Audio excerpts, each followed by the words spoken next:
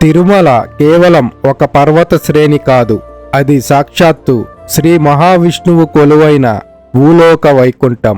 కలియుగంలో మానవులను, తన భక్తులను రక్షించడానికి శ్రీ మహావిష్ణువు శ్రీ వెంకటేశ్వరుని రూపంలో ఈ భూమిపై వెలిశాడు. మనం చూసే ఈ 7 కొండలు వేరువేరు రాతి పర్వతాలు కావు. పురాణాల ప్రకారం సాక్షాత్తు శ్రీహరికి పాన్పు అయిన ఆదిశేషుని 7 పడగలే. ఆ ఆదిశేషుని పైనే స్వామివారు ఆనంద నిలయంలో కొలువై ఉన్నారు. ఈ 7 కొండలలో ఒక్కో కొండకు ఒక్కో ప్రత్యేకత, ఒక పౌరాణిక నేపథ్యం ఉంది. శేషాద్రి, ఇది ఆదిశేషుని తలభాగం.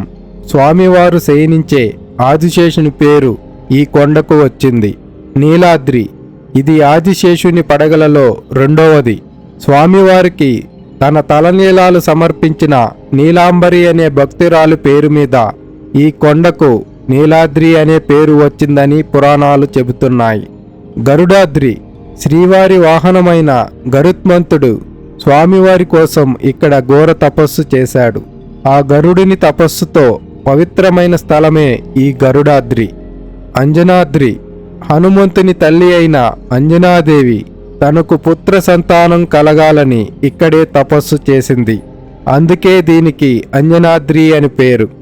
వృషభాద్రి, ఈ కొండ ధర్మానికి, న్యాయానికి మరియు దైవిక శక్తికి చిహ్నం. వృషభాసురుడు అనే భక్తుడు ఇక్కడ తపస్సు చేసి స్వామి సాయుధ్యం పొందాడు. నారాయణాద్రి, సాక్షాత్తు శ్రీమన్నారాయణుడు ఈ కొండపైనే నివసించాడని, ఇది నారాయణ స్వరూపమని ప్రతీతి. వెంకటాద్రి, ఈ 7 కొండలలో అత్యంత ప్రధానమైనది వెంకటాద్రి. వేం అంటే పాపాలు, కట అంటే పోగొట్టేది అని అర్థం. కలియుగంలో శ్రీ వెంకటేశ్వరుడు వెలిసిన అసలైన స్థలం ఇదే.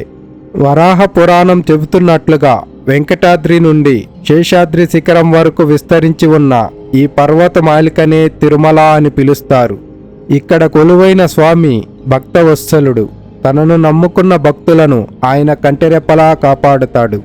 ఈ క్షేత్రంలో చేసే చిన్న సేవకైనా, ధ్యానానికైనా ఎన్నో రెట్లు పుణ్యఫలం దక్కుతుంది. శ్రీవారి పాదాలు భక్తుల శరణాగతిని అంగీకరించి వారి పాపాలను పూర్తిగా హరిస్తాయి.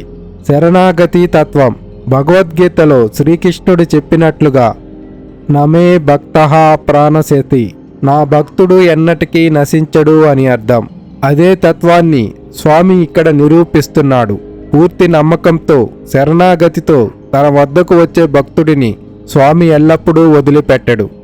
తిరుమల యాత్ర అంటే కేవలం కొండ ఎక్కడం కాదు, దానికి ఒక ఆత్మీయ ప్రయాణం ఉంది. ముందుగా దేహంతో ఆ పవిత్రమైన కొండలను చేరుకోవాలి. మనసు నిండా స్వామిపై అపారమైన భక్తిని నింపుకోవాలి. నాకంటూ ఏమీ లేదు, అంతా నీవే అని ఆత్మపూర్వకంగా స్వామి పాదాలపై పడాలి.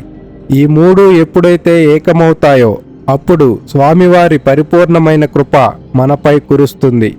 తిరుమల అనేది భూమిపై ఉన్న కేవలం ఒక భౌతిక ప్రదేశం కాదు, అది మన మనసుకు శాంతిని ఇచ్చే ఆధ్యాత్మిక శక్తి క్షేత్రం. అది మోక్షానికి మార్గం. శ్రీ వెంకటేశ్వరుడిని దర్శించుకొని ఆయనకు శరణాగతి చేసిన వారికి ఆయనే మార్గదర్శకుడు, ఆయనే రక్షకుడు. నిజానికి స్వామి 7 కొండల పైన కాదు, ప్రతి భక్తుడి మనసులోనూ కొలువై ఉన్నాడు. ఓం నమో వెంకటేశాయ. 7 కొండలవాడ వెంకటరమణ గోవింద గోవింద.